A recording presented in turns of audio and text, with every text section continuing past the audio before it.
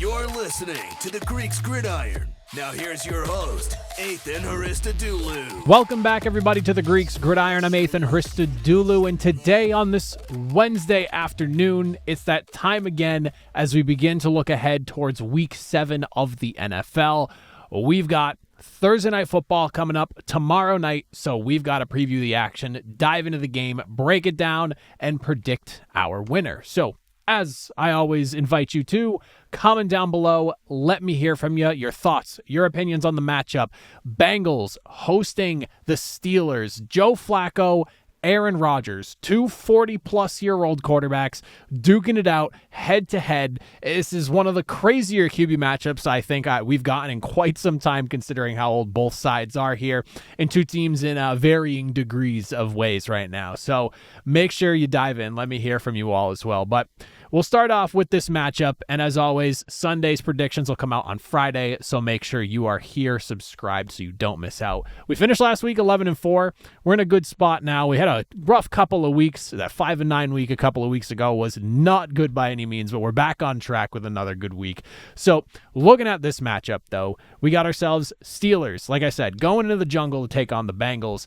This is not, and I have to stress this is not as clear-cut of an easy win as I think some Steelers people might be thinking, or anyone just on the outside looking in on this matchup may believe. The reason for that is because historically speaking, especially as of late, Mike Tomlin and his Pittsburgh Steelers, not exactly the greatest team on Thursday Night Football.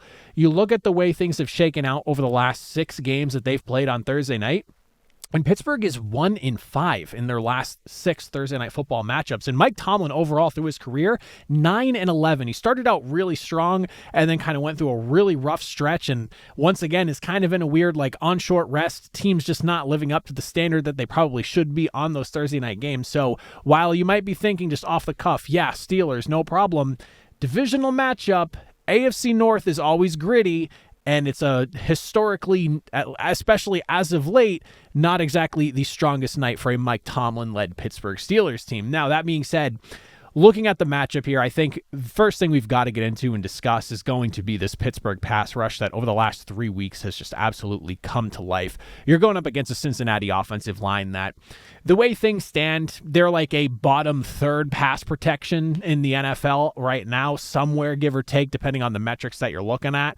But Pittsburgh's pass rush, like I said, come in with 17 sacks in their last 3 games against New England, Minnesota, and Cleveland, and sitting on 20 for the season. They are currently tied for second behind only the Denver Broncos, who are just running away in the sack total at 30 right now, a whole 10 sacks more than the teams tied in second between the Steelers and whoever the other team is. It's slipping my mind right now, but it's led by guys like a Nick Herbig, if you don't know who that is, for those of you that aren't Steelers fans, and of course TJ Watt with 4 and 3.5 sacks respectively, but also you have 11 different guys on this defense that have contributed to racking up these sacks in one way or another. So much so that you got guys in the secondary getting in on the action, which is great. You're not just relying on your key pass rusher in TJ Watt. You're not just relying on an emerging Nick Herbig working alongside him. No, you have a multitude of guys that are coming in from all different directions, and that's Pittsburgh Steelers defense to a T. When you can get the blitz on, or you can get pressure generated from defensive backs, not just the guys up front, you know what they're doing on defense is working to their liking. And like I said, Cincinnati's pass protection, about a bottom third unit in the NFL right now. They're 11th in sacks allowed right now with 16. They're tied for 11th in pressures with 81. Joe Flacco is obviously now your quarterback, and while I don't know if Jake Browning was necessarily the most mobile quarterback himself, Joe Flacco is certainly not more mobile, in my opinion, in comparison to Jake Browning. So you're just talking a little bit of a slower guy in the pocket on top of that.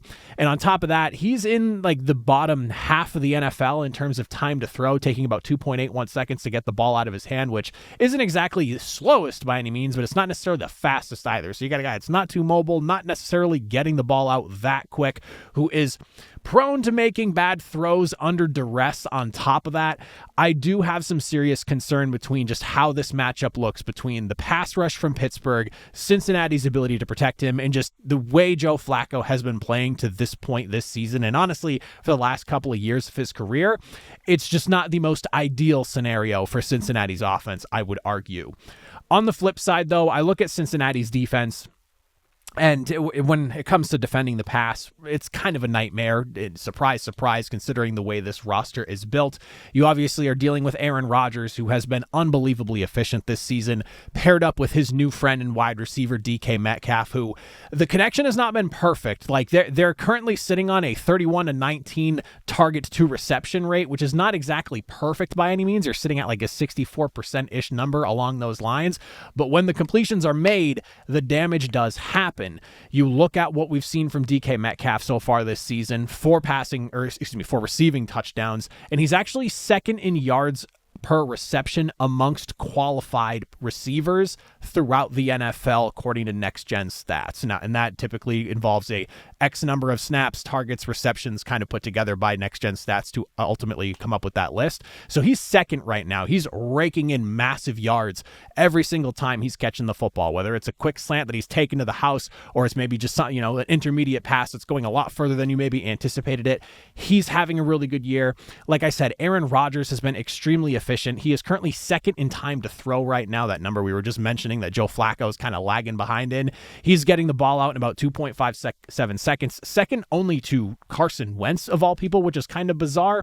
He's also tied for 6th in adjusted completion percentage, PFF stat, for those of you that like to use some of their numbers. That's actually one of the more interesting ones because it takes passes that were on target, the receivers dropped, bounced off their hands, whatever it may be, should have went up and got it kind of deal. He's sitting at about a 78% target rate there. So overall, Rodgers having a good season. He's clearly building chemistry week over week with DK Metcalf, and it feels like as each week goes by, things are getting better and better. And when you look at how Aaron Rodgers fared to another defense that up until basically this past week in the New York Jets did not look very great, you go back to like that game in comparison to just numbers being allowed. Rodgers' best week was that week 1, 244 yards, 4 touchdowns, completing about 73% of his passes. That doesn't seem too out of the realm of possibility, in my personal opinion, against this Bengals defense. You look at the fact that they're also dealing with the possibility of Trey Hendrickson not being available for them, and this is a pass rush, like I said, bottom 3rd unit in the NFL right now, that minus Trey Hendrickson, who is an anchor to that unit and a big reason why they're not dead last in the NFL basically every single season so far that they've had him. A little bit of concern in terms of just what this Cincinnati Bengals defense is going to be able to do. I mean, they're second in yards per game allowed. They've allowed 13 passing touchdowns. They lead the league by a pretty wide margin in yards after catch at 999, just a yard below 1,000. They got the 3rd worst pressure rate in the NFL. Like, there's just way too many numbers and metrics that you can look at that slant this thing's Pittsburgh's way when it comes to how their offense, especially in the passing game, could match up against the Bengals defense. So again, everything points Pittsburgh, but we have to look at, again, the body of work, the last 2 seasons, the struggles that Mike Tomlin and his Steelers teams have had on a short week, Thursday night football. You can't ignore it. The other thing I do want to bring up, because of course, when you have a matchup like this, I don't think you can go on without at least brushing on it a little bit. You have a really cool matchup where you have 2 really talented wide receivers on one side of the football. Of course, Jamar Chase being one of them, T. Higgins being the other on Cincinnati's end. And then defensively, Joey Porter Jr. making his return last week and honestly looked pretty good in that return. First game of action he had since week number 1 going down. And then, of course, Jalen Ramsey, who at this point, and I will eat my words each and every single week about this because I was not necessarily so sure about how I felt with them adding him during the offseason and getting rid of a younger Minkah Fitzpatrick, but Jalen Ramsey has basically proved all doubts and then some that he can still go despite being over the age of 30 at this point, and he is literally like the definition of a Steelers defender the way that he's been playing. So you have a great matchup of a really fun secondary going up against, again, Jamar Chase and T. Higgins, who have racked up 688 yards and 6 touchdowns as a duo so far this season, despite the disaster that the quarterback situation is currently in and just that offense has looked overall. So I will be looking forward to just seeing those guys play out, and I do think how that matchup goes will kind of dictate what we ultimately see from this game. Now, as for the actual winner and who's going to come out on top, again, there is a piece of me that is a little bit nervous. This kind of feels like a bit of a trap game because it's a division rivalry matchup. Pittsburgh is on the road and they struggle on Thursday Night Football, especially as of late. There is a piece of me that really feels like there is some weird, and especially the way that this season has gone, it would be par for the course for Pittsburgh to go into the jungle and ultimately drop this football game for whatever the reason ends up being. And it has me nervous. But this should, in my personal opinion, be a Steelers W. And I would be pretty shocked to see the Bengals come out and win this one.